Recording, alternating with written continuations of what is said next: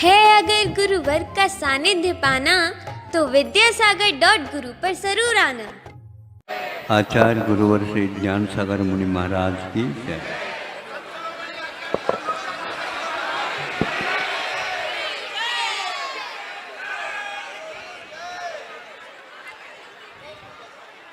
सुनो, रविवार के दिन आधा आधा एक घंटे हो जाता है। अभी प्रवचन आपको दिया जा रहा, बहुत संक्षेप से दिया जा रहा, ताकि आप लोगों का समय भी बच जाए, क्योंकि आप अपने कार्य करने में व्यस्त हैं।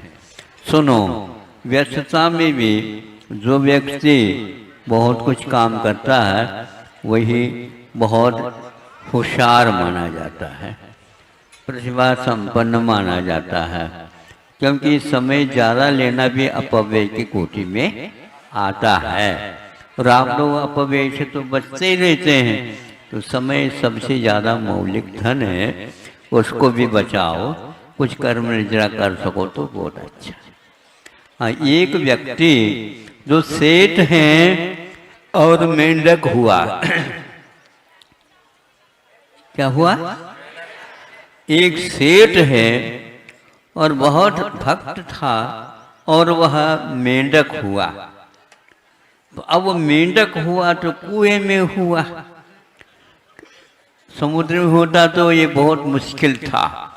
कुएं में हुआ, वहीं पर पास में भगवान आ गए तो सुना उसने, कौन? मेंढक ने। आप ही के पास कान होते हैं ऐसा तो नहीं। उन्होंने जो आप लोग पानी लाते हुए साते समय आपस में बोल रहे हैं, देखो वहाँ पर भगवान आए हैं, वहाँ पर भगवान आए हैं, भगवान आ गए, जल्दी जाना है, ऐसा बातचीत हो गई थी। तो यह मेंढक ने भी सुन लिया, अरे देखो ये सारे सारे भगवान आए हैं, जा रहे हैं। मेंढक ने भी सोचा तो वह भी अपने तरफ से निकल पड़ा। अब तो भीड़ भाड़ तो रहती ही है, अब लोगों तो सागर में कितने कैसी भीड़ हो रही है, लेकिन नीचे भी देखना चाहिए और अपने वाहनों को भी नियंत्रण में रखना चाहिए।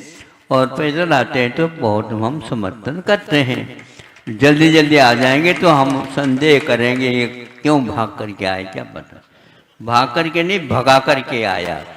किसको भगा करके आया? गाड़ी को। तो वो व्यक्ति कुछ भी हो सकता है, इसलिए उसको हम, जो है मेंढक गया और बीच में यात्रा उसकी समाप्त हो गई, क्योंकि बड़े बड़े सेठ साहूकार और महाराजा राजा महाराजा निकलते हैं, हाथी पर बैठकर जा रहे हैं, तो उस हाथी के पैर तले आ गया, फिर क्या होगा? अब कुछ अस्तित्व नहीं है, ऐसा नहीं है।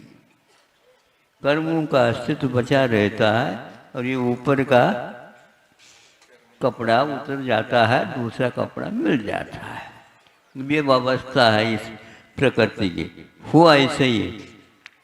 ये जो देवलोग वगैरह जो कुछ भी जा रहे थे, उससे पहले जा करके अपना स्थान जो उन्होंने आरक्षित किया था तो वह मिल गया उनको। सब लोग देख रहे, ये क्या हो गया, हमारे सामने सामने और अच्छे स्थान पर आकर बैठ गए, ये कौन है?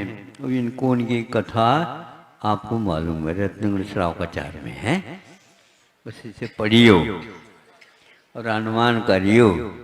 स्वामी समंतभद्र महाराज ने बड़े बड़े सेठ साहूकार इत्यादि कोई किसी का नाम नहीं रखा उसमें। रत्नगुण श्रावकाचार्य में प्यारा नाम मेंढक है। इसलिए आप भी यदि भगवान की निगाह में आना चाहते हो, ग्रंथों के निधि पृष्ठों में आप आना चाहते हो किसी भी प्रकार से, तो भक्ति कैसी की जाती, पूजा कैसी की जाती, ये भी देख करके करना चाहिए। क्या चढ़ा रहे हैं, कहाँ चढ़ा रहे हैं, ये नहीं मालूम है तो बहुत कठिन होगा। जिस समय धूपा करना है उस समय चावल चढ़ रहा है, जिस समय चावल चढ़ाना है उस समय धूपा करते,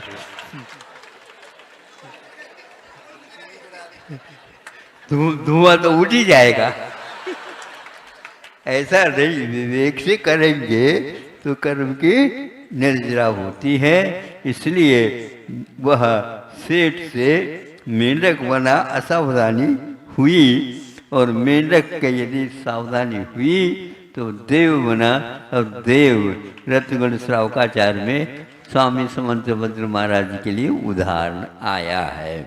इसको याद रखते रहो पूजन के समय कम से कम। कई बार मैं कह चुका हूँ, अभी भी कह दूँ एक आधा मिनट में कि आप लोग पूजन तो करते हैं, थोड़ा सीख लो। क्या मतलब? पूजन तो हम करते हैं, पूजन करते हो, लेकिन कैसे की जाती है उसको सीख लो। कई बार हम प्रतिदिन जो है देखते हैं, उपवास के दिन तो नहीं, उपवास के दिन तो फिर दूसरा देखते हैं। अब जाते कहते हैं और वहाँ पर जाने के उपरांत बस अर्घ चढ़ाया जाता है, नहीं समझते बिखराते हैं गली गली। क्या बिखराते? महाराज ही बिखराते क्या?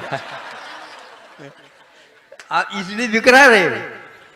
ध्यान रखो, वो चावल एक भी नहीं करना चाहिए। हाँ, नहीं तो माइनस मार्किंग को पक्का है। हाँ, यहाँ नाम में उत्तर देना बहुत कठिन होता है। हमेशा सावधान रहेंगे तो आप की पूजन बिल्कुल ठीक हो जाओगे। नहीं तो हम तो फिर भी दया कर रहे, एक आध मार्क नंबर और दे दे, लेकिन वहाँ से तो कटौती करेंगे। उस समय पूछेंगे देखो हम कितनी बार कह रहे थे, फेल हो जाओगे। पूजन कर रहे हो लेकिन सीख लो अहिंसा परमो धर्म की।